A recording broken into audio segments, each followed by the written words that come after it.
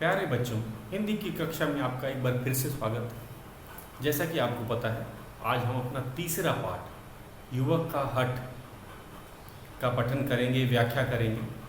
तो ये बहुत अच्छी कहानी है और ये हमें याद दिलाती है, प्रेरित करती है कि कैसे देश को आज़ाद करने के लिए जो स्वतंत्रता सेनानी थे, जिन्होंने अंग्रेज़ों का विरोध किया, उनके साथ संघर्ष किया, तो वे किस प्रकार हिम्मत करते थे, साहस करते थे और उनका दृढ़ निश्चय, एक बार जो ठान लेना उसे करके पूरा ही मानना, ये सब गुण होते हैं। तो अपने इन्हीं गुणों के कारण हम आज आज़ाद हैं और वे आज़ादी प्राप्त करने में हम लोग सफल हुए थे।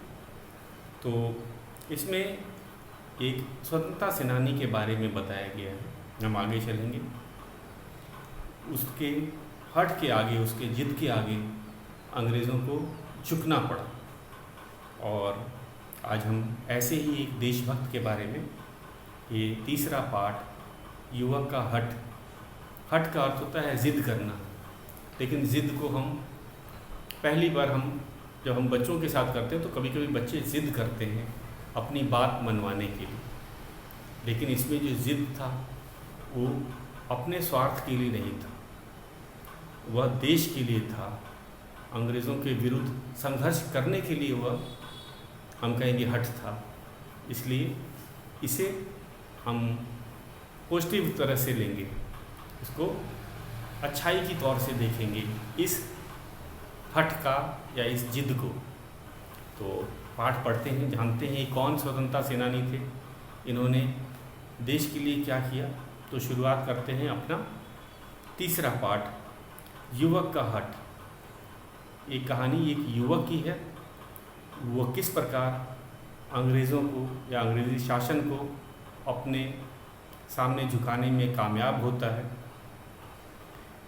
तो कहानी शुरू करते हैं, और ये सच्ची कहानी। मतलब जब हम कहानी बोलते हैं तो एक ख्याल आता है, क्या ये झूठी है, क्या ये मनगढ़ंत है, क्या केवल ये मज़े के लिए बनाई गई है कि हम पढ़ के हमें आनंद आए, मज़ा आए या सीख मिले। लेकिन ये तो कहानी सच्ची है। उन दिनों भारत पर अंग्रेज़ों का राज्य, तो बात बहुत पहले की है। उस समय अंग्रेज़ भारत पे शासन किया करते थे और वे भारतीयों को अच्छा नहीं मानते थे, अपने से छोटा या हीन मानते थे। देश आज़ादी के लिए संघर्ष कर रहा था, तो सारे देशवासी, भारतवासी मिलकर अंग्रेज़ों से आज़ाद होना चाहते थे और उसके लिए वे संघर्ष करते थे। संघर्ष मतलब वे उनकी बातें, उनके कानून को नहीं मानते थे, क्योंकि उनके कानून जनता का शोषण करते थे और सभी लोग उनके विरुद्ध थे। अंग्रेज़ भारतीयों को अपने से नीचा समझते थे और उनकी कोई इज्जत नहीं करते थे। तो नीचा समझना, तो ये जो बातें थी, इन्हीं सब कारणों से भारतीयों के मन में अंग्रेज़ों के विरुद्ध, हम कहेंगे, संघर्ष के लिए प्रेरणा मिली। वे सभी भारतीयों को नीचा समझते थे, अपने आप को बड़ा और ऊंचा समझा जाता था और सभी भारतीयों को, क्योंकि वे कहते थे कि हम तो तुम पे शासन करते हैं और शासन करने वाला राजा होता है या ऊंचा होता है, और भारतीयों की इज्जत नहीं होती थी। कोई भी व्यक्ति हो, चाहे कितना भी सम्मानित हो, कितना भी पढ़ा लिखा हो, कितना भी धनी हो, अंग्रेज़ उसकी इज्जत नहीं करते थे। और यही बात भारतीयों के दिल में खटकती थी, उन्हें बुरा लगता था, उन्हें बार बार अफसोस होता था कि वे आज़ाद नहीं हैं और वे भी अपने देश को आज़ाद करवाने के लिए संघर्ष करते थे। और ये लड़ाई, हम कहेंगे लड़ाई कहें या संघर्ष कहें, तो वो चलती जाती थी। तो संघर्ष का अर्थ होता है होड़ लेना, टक्कर। आपको एक दिन, तो संघर्ष एक नया शब्द है, इसको मैं जरा लिख देता हूँ, इससे पहले हमने इसे पढ़ा नहीं है, एकदम नया शब्द है संघर्ष। का अर्थ होता है होड़ या टक्कर, सामना करना अंग्रेजों का, उनसे मुकाबला करने को होड़ कहा जाता है। उनसे मुकाबला करना, टक्कर लेना, संघर्ष करना। तो ये था हमारा एक नया शब्द। तो नया शब्द हम ऐसे ही लिखेंगे और याद भी करेंगे। एक दिन यात्रियों से खचाखच भरी एक रेलगाड़ी कानपुर स्टेशन पर खड़ी थी। दृश्य है रेलवे स्टेशन का, और यात्रियों से वो रेलगाड़ी पूरी तरह से भरी हुई थी। खचाखच भरना मतलब पूरी तरह से भर जाना। और कानपुर, जो कि उस समय भी एक बहुत बड़ा शहर था, वहाँ पे का दृश्य था, वहाँ के रेलवे स्टेशन का दृश्य था। गर्मी और धक्का मुक्की के कारण यात्रियों का बुरा हाल था। लोग रेलगाड़ी की छत पर भी सवार थे। तो हमने देखा रेलगाड़ी में बहुत ज़्यादा भीड़ थी, इस कारण से धक्का मुक्की हो रही थी। गर्मी का दिन था और गर्मी में बहुत भीड़ थी। जो अंदर यात्री थे वे, उनकी हालत बहुत ख़राब हो रही थी। उनका बहुत बुरा हाल था गर्मी से और भीड़ से, क्योंकि अब धक्का होना शुरू हो गया था। कुछ लोग तो रेलगाड़ी की छत पर भी बैठ गए। ये खतरनाक होता है, रेलगाड़ी की छत पर बैठा नहीं जाता है, लेकिन जब लोगों को अंदर जगह नहीं मिली और अंदर गर्मी से उनकी हालत ख़राब होने लगी, तो कुछ यात्री वो रेलगाड़ी की छत पे भी बैठ गए। उसी समय खादी का कुर्ता पहने एक नवयुवक वहाँ आया। लोगों की दुर्दशा देखकर वह सीधा स्टेशन मास्टर के पास गया और प्रार्थना की कि यात्रियों की सुविधा के लिए गाड़ी में और भी डब्बे लगवा दिए जाएं। तो एक युवक से नहीं रहा गया। वो साधारण सा था दिखने में, और उसने खादी का कुर्ता पहना हुआ था। और जब उसने देखा कि लोग तो बहुत बुरी हालत में हैं, कुछ ट्रेन के ऊपर चढ़े हुए हैं रेलगाड़ी के, और जो डब्बे के अंदर हैं उनकी भी हालत बहुत ख़राब हो रही है, तो उसने प्रार्थना की रेलवे स्टेशन मास्टर के पास कि गाड़ी में एक डब्बे को और जोड़ दिया जाए। तो ये बात किसको बताई गई? स्टेशन मास्टर को। और उसने बड़ी प्रार्थना की थी, विनती की थी कि आप देख लीजिए, जो रेलगाड़ी की हालत बहुत ख़राब है, लोग उसके छत पे चढ़े जा रहे हैं। छत पे चढ़ना भी खतरनाक होता है, उससे गिर जाने से जान जा सकती है, और किसी को छत पे चढ़ना भी नहीं चाहिए। तो ये बात स्टेशन मास्टर को बताई गई। वो तो अपने ऑफिस में थे और प्रार्थना करके बता गई, आपसे अनुरोध है कि आप एक और डब्बा गाड़ी में जोड़ दें, ताकि सभी लोग नीचे आराम से उसमें बैठ सकें, किसी को छत पे यात्रा करने के लिए ऊपर न चढ़ना पड़े। स्टेशन मास्टर ने साधारण से दिखने वाले उस युवक को डांटकर भगा दिया। तो स्टेशन मास्टर उसकी बात नहीं माना, उन्होंने उसको डांटकर भगा दिया। कह रहे जाओ, तो मुझे मेरा काम मत सिखाओ। युवक को क्रोध आ गया। अब वो युवक को लगा कि मैं तो अपने लिए तो कह नहीं रहा, मैं तो यात्रियों की सुविधा के लिए मैं आया था, और इसमें मेरा क्या स्वार्थ है। वह उसे इस बार गुस्सा आया क्योंकि उसको भगा दिया गया था। उसने यात्रियों को संबोधित करते हुए कहा, वो वापस स्टेशन पे जाता है, रेल के जो यात्री थे, कि आप सबने पैसा खर्च करके टिकट लिया है, रेलगाड़ी में बैठने की सुविधा करना रेल विभाग की जिम्मेदारी है, आप सब मेरे साथ चलें। तो उसने देखा, लोगों को प्रेरित किया कि आप क्यों अपने जान को जोखिम में डालते हो, छत पे क्यों चढ़ोगे, रेलगाड़ी में इतने भीड़ में कैसे खड़े रहोगे, और आपने इसके लिए पैसा दिया है क्योंकि आपने टिकट खरीदा है, तो ये विभाग की, रेलवे विभाग की जिम्मेदारी होती है कि वो यात्रियों की सुविधा और सुरक्षा का ख्याल रखे। ये किसका काम था? रेलवे विभाग का था, कि उनको देखना था वे जाके और डब्बे जोड़ सकते थे, ताकि सभी यात्री सुरक्षित डब्बे में ही सफ़र कर सके, उनको डब्बे के ऊपर चढ़ने की ज़रूरत ना पड़े। तो ये बात उसने लोगों को प्रेरित किया। किनको? यात्रियों की, कि भाई आप मुफ्त में तो जा नहीं रहे, आपने पैसा खर्च किया, तो पैसा खर्च करके आप अपनी जान को क्यों खतरे में डालते हैं? आपको सुविधा चाहिए। और वो लोगों को प्रेरित किया, लोगों को इकट्ठा किया और उन सबको लेके कहाँ गया? स्टेशन मास्टर के पास कि भाई अब मैं अकेला नहीं हूँ, आपको मेरी बात माननी पड़ेगी, लोगों की बात आपको माननी पड़ेगी।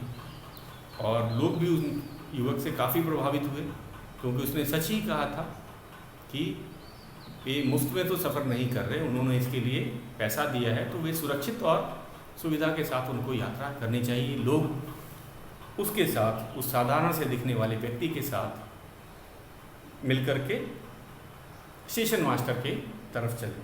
वह युवक यात्रियों की भीड़ को लेकर फिर स्टेशन मास्टर के पास आया और कहा, आप कृपया रेलगाड़ी में और डब्बे जोड़ दीजिए।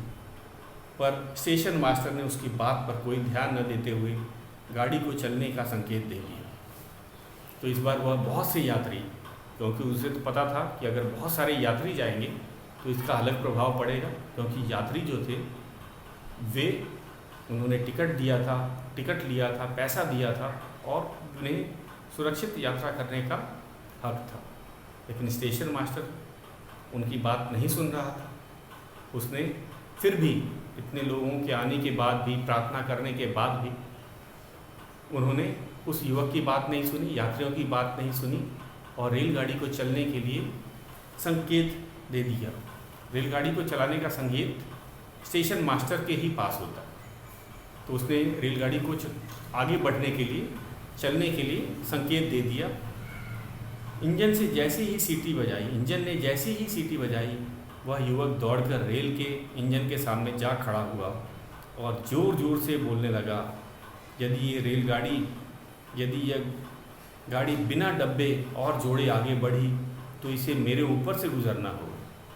तो जो युवक था काफ़ी हठी था, काफ़ी ज़िद्दी था और स्टेशन मास्टर ने जब आदेश दिया कि इस रेलगाड़ी को चला दिया जाए तो युवक भी बहुत हठी था, वो इंजन के सामने आके खड़ा हो गया। कहा कि जब तक इस रेलगाड़ी में और डब्बे नहीं जुड़ेंगे तब तक मैं रेलवे इंजन के आगे मैं खड़ा रहूँगा। अगर इंजन आगे बढ़ेगा तो उसको मेरे ऊपर से गुजरना पड़ेगा, मतलब मुझे मार कर ही रेलगाड़ी आगे बढ़ सकती है, मुझको कुचल कर ही रेलगाड़ी को आगे बढ़ना होगा, नहीं तो मैं हटूँगा ही नहीं। फिर क्या हुआ? नव युवक के हट के आगे स्टेशन मास्टर को झुकना पड़ा और गाड़ी में दूसरे डब्बे जोड़ दिए गए। तो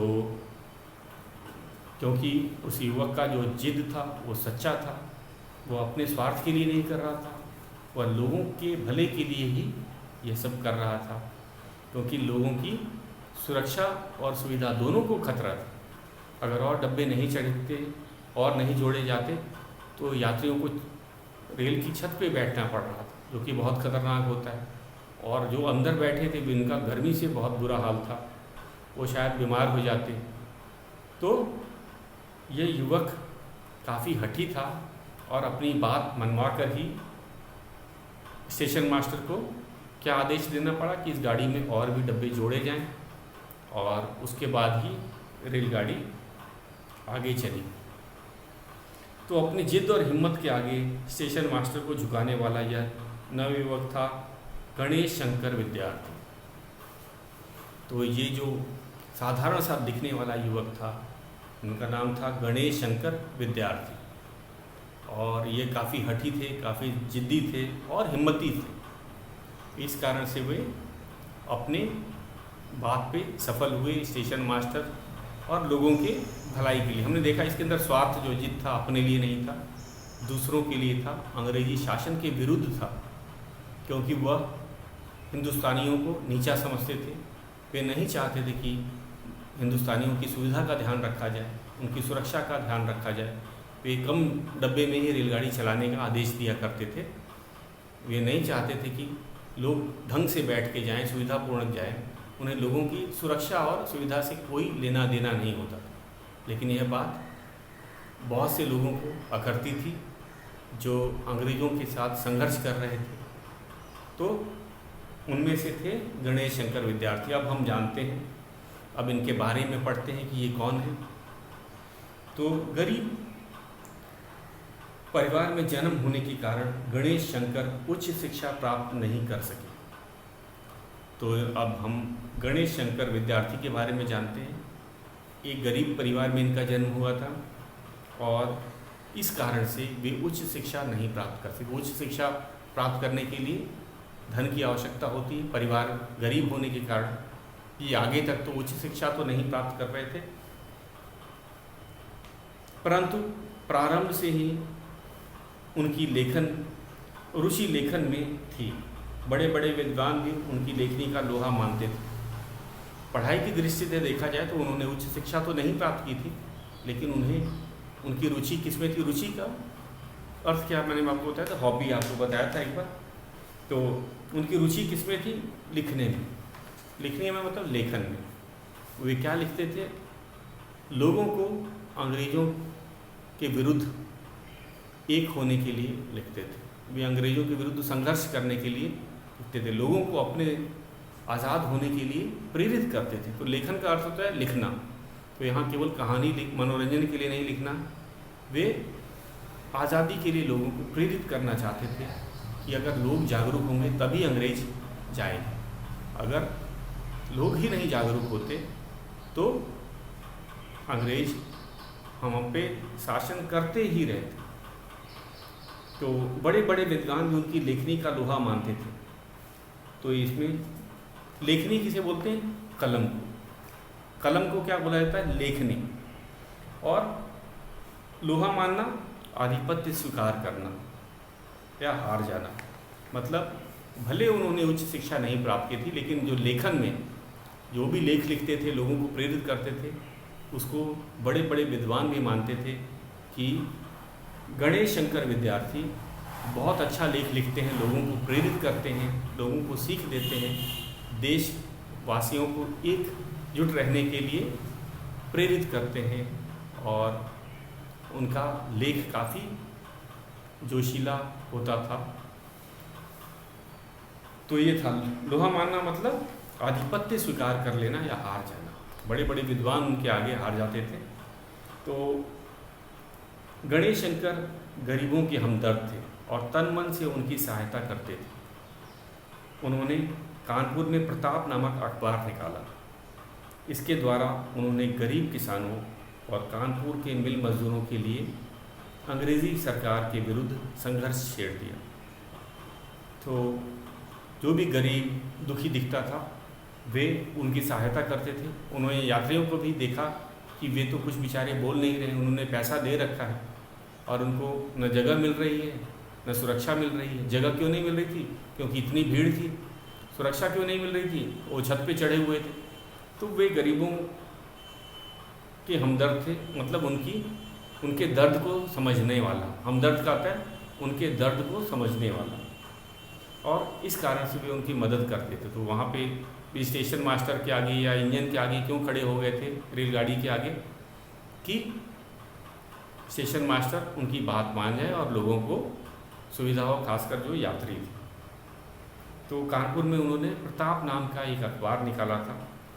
इसके द्वारा उन्होंने गरीब किसानों और कानपुर के मिल मजदूरों के लिए अंग्रेज़ी सरकार के विरुद्ध संघर्ष छेड़ दिया। तो कानपुर में बहुत से मिल मजदूर थे और किसान रहा करते थे। तो वे उनकी बात कहते थे अखबार में। अखबार का नाम था प्रताप, और ये बात अंग्रेज़ी सरकार को अच्छी नहीं लगती थी, क्योंकि वो लोगों को जागरूक करते थे, किसानों के अधिकार बताते थे, मजदूरों के भी अधिकार बताते थे। उनकी सच्ची और खरी खरी बातों के कारण अंग्रेज उनके विरुद्ध हो गए। अखबार में वे सच्चाई लिखते थे कि मजदूरों को उनके वेतन अच्छा मिलना चाहिए, उनको काम में सुरक्षा मिलनी चाहिए, किसानों को भी अधिक कर नहीं लेना चाहिए। ये सब बातें अखबार में लिखते थे और इस कारण से वे काफ़ी प्रसिद्ध थे। लोग उनको अपना नेता मानते थे। फिर क्या हुआ? लखनऊ में पहली बार 1916 में गांधी जी से मिले और तब से उन्होंने अपना पूरा जीवन देश के लिए समर्पित कर दिया। तो 1916 में पहली बार वे महात्मा गांधी से मिले। कौन? किसकी बात कर रहे हैं? गणेश शंकर विद्यार्थी। तो इतने प्रभावित हुए कि महात्मा गांधी से मिलने के बाद उन्होंने अब अपना पूरा जीवन देश के लिए लगा दिया और वह आज़ादी के लिए संघर्ष करने लगे। उन्हें कई बार इसके कारण से जेल जाना पड़ा, लेकिन वे राष्ट्रीय आंदोलन में सक्रिय रूप से भाग लेते रहे। तो अंग्रेज जो भी विरोध करता था अंग्रेजी शासन का, वे उन्हें जेल में डाल देते थे। तो वे भी बहुत बार जेल गए, क्योंकि जब वह मज़दूरों की, किसानों की बात करते थे, उनकी हक की बात करते थे, गरीबों की बात, तो अंग्रेज़ों को ये बहुत बुरा लगता था। इस कारण से उन्हें बार बार जेल में डाल दिया जाता था। लेकिन वे जेल से बाहर आके फिर से राष्ट्रीय आंदोलन में सक्रिय हो जाते थे। सक्रिय मतलब क्रियाशील। तो जेल से बाहर आते ही फिर वो देश को, वासियों को, लोगों को प्रेरित, जागृत करते थे अंग्रेज़ों के खिलाफ। 1930 में उन्होंने उत्तर प्रदेश में सत्याग्रह आंदोलन का नेतृत्व किया। 1930 में पूरे देश में सत्याग्रह आंदोलन हुआ था महात्मा गांधी जी के कहने पर। तो उत्तर प्रदेश की जो बागडोर थी इनके हाथ में थी। किनके? गणेश शंकर विद्यार्थी के। तो 1930 में जो सत्याग्रह का आंदोलन उत्तर प्रदेश में हुआ, इन्हीं के अधीन हुआ। वे सांप्रदायिकता और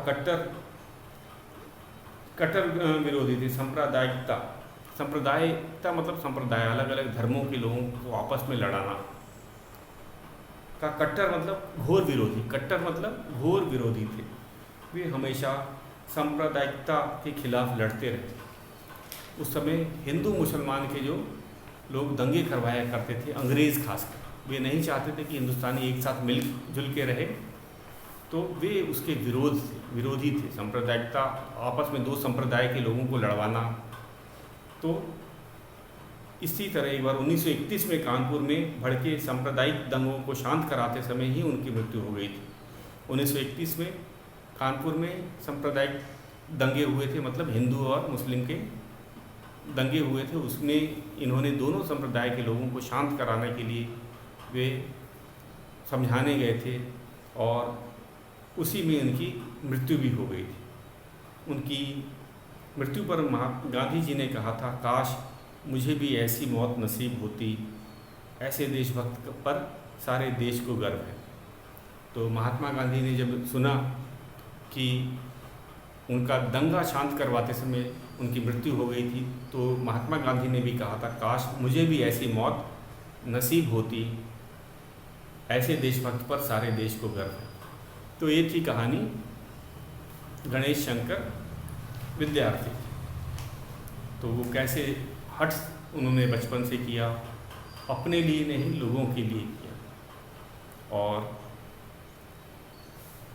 यहाँ तक कि महात्मा गांधी तक उनके जो मृत्यु पे काफ़ी दुखी हुए थे, क्योंकि वो एक सच्चे और एक साहसी व्यक्ति थे। तो ये थी हमारी कहानी। तो इसके अंदर एक दो मुहावरे भी आए हुए हैं। पाठ के मुहावरे को मैं लिख देता हूँ। मुहावरों पे हम लोग देखते हैं। पहला है, एक मुहावरे हैं इसमें,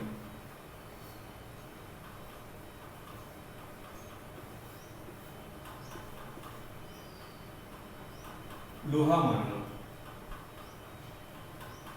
मुहावरा कहेंगे, मुहावरे नहीं, लोहा मानना। लोहा मानना।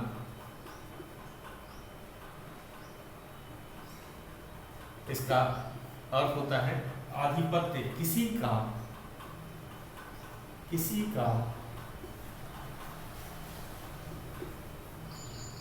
आधिपत्य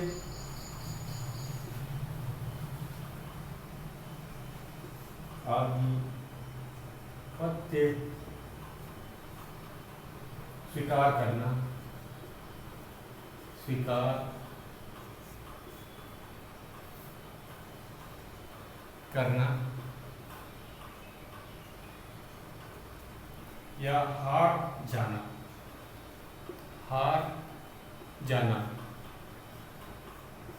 तो जैसे कि पाठ के अनुसार इसका पहले अर्थ समझ लेते हैं।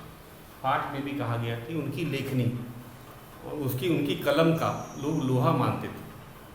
भले वे उन्होंने उच्च शिक्षा नहीं प्राप्त की थी, लेकिन जब वो लिखते थे, उनका जो लेख होता था वह बहुत ही जोशीला होता था, लोगों को प्रेरित करता था। तो इसलिए जो बड़े बड़े विद्वान भी थे, वो गणेश शंकर विद्यार्थी का जो लेख होता था, उनका लेख किस अखबार में छपता था आपको मैंने बताया था, वह था प्रताप। अखबार का नाम प्रताप था, ये कानपुर से छपता था और इसमें वे लेख लिखा करते थे। और उनके लेख को पढ़ करके लोग काफ़ी प्रभावित होते थे और वे सभी लोगों को एकजुट करने में सफल भी हुए थे, चाहे वो मजदूर हों, किसान हों, वे उन सबको एक करते थे। और जो बड़े बड़े विद्वान, उनके लेखनी का लोहा मानना, मतलब उनका जो लेख होता था उसको मानते थे कि बहुत ही उन्होंने अच्छा लिखा है और वे उनका आधिपत्य स्वीकार कर लेते, उनके आगे हार मान जाते थे, वो इतना अच्छा लेख लिखते थे। तो लोहा लेना का अर्थ होता है हार मान लेना या आधिपत्य स्वीकार कर लेना। तो ये था हमारा मुहावरा। और इसमें कट्टर, कुछ नए शब्द आए हैं, जैसे कट्टर का होता है कड़े या हठी। उसके बाद दुर्दशा हमने आपको बताई थी। तो इसमें हमने देखा, इस कहानी के बारे में बताएं, इसमें हिम्मत, साहस और दृढ़ निश्चय की बात की गई। दृढ़ निश्चय और हठ दोनों अलग अलग चीज़ होती हैं। हठ को हम कहेंगे, इस कहानी में जो हठ का अर्थ है जिद नहीं है। जिद कब कहलाती है? जब यह अपने स्वार्थ के लिए व्यक्ति इसका प्रयोग करता है। अगर आप अपने स्वार्थ के लिए किसी चीज़ के लिए जिद करते हैं तो वो हठ नहीं कहलाए। इसमें हमने देखा कि गणेश शंकर विद्यार्थी, उन्होंने दूसरों के लिए जो जिद की थी, हठ किया था, वो कभी अपने लिए नहीं, उन्होंने गरीबों के लिए, भारतीयों के लिए सब किया था। कोई भी साधारण व्यक्ति अगर उस समय होता तो शायद इतना हठ नहीं करता। वो जानता था कि अंग्रेज़ों से नहीं जीता जा सकता। उन्हें पता था कि अंग्रेज़ अपनी ही बात करते हैं, वे किसी और की, भारतीयों की तो बात सुनते ही नहीं। तो जो स्टेशन मास्टर था वह, हम कहेंगे, और डब्बे नहीं जोड़ना चाहता था। वह भारतीयों की सुविधा का ध्यान भी नहीं रखना चाहता था। उसे लग रहा था इसी रेलगाड़ी में कम डब्बे में ही भारतीय हैं, वो लद के चले जाएंगे, कुछ छत पे चढ़ के चले जाएंगे। और लेकिन गणेश शंकर विद्यार्थी ने अपने हठ के कारण स्टेशन मास्टर से बात मनवा ली और आखिरी में स्टेशन मास्टर को झुकना पड़ा, क्योंकि वो अपने लिए नहीं कर रहे थे। लोग भी उन्हें, वो लोगों को प्रभावित कर देते थे, प्रेरित कर देते थे। हमने देखा कि जब स्टेशन मास्टर ने उनको भगा दिया तो वे लोगों के पास गए, लोगों को जागरूक किया कि अरे भाई, आपने टिकट खरीदा है, आपने पैसे दिए हैं और सुविधा और सुरक्षा आपके लिए, आपको मिलनी चाहिए। और लोग भी इस बात को जान करके गणेश शंकर विद्यार्थी के साथ स्टेशन मास्टर के पास पहुँचे थे, क्योंकि जब गणेश शंकर विद्यार्थी ने लोगों को बताया कि आपने पैसे खर्च करके टिकट खरीदा है तो आपको सुविधा भी मिलनी चाहिए, और लोगों को ये बात समझ आ गई कि ये इसमें सच्चाई है, और वे सब स्टेशन मास्टर के पास गए। स्टेशन मास्टर ने भी देखा कि अब तो बहुत लोग आ गए हैं, फिर भी वह काफ़ी, हम कहेंगे वो भी हठी था, उसने भी सबको भगा दिया और रेलगाड़ी को बिना डब्बे जोड़े ही चलने का आदेश दे दिया था। लेकिन जब युवक खुद इंजन के आगे, रेलगाड़ी के आगे खड़ा हो गया और बोला कि अब रेलगाड़ी तो मेरे ऊपर से ही गुजर के जाएगी, तभी मैं यहाँ से हटूँगा, तो उसे झुकना पड़ा, क्योंकि हो सकता था कि स्टेशन मास्टर जो बाकी यात्री थे वे भड़क जाते, क्योंकि वो युवक ये काम अपने लिए नहीं कर रहा। तो दूसरों के लिए किया जाने वाला हठ हमेशा अच्छा होता है। तो यही था हमारा तीसरा पाठ, कहानी युवक का हठ। तो आज का पैगृह कार्य है इस पाठ को एक बार इसका पठन अभ्यास करना है और कल मैं इसके आपको पठन अभ्यास करके इसके शब्द अर्थ लिखवाऊँगा। आज के लिए बस इतना ही।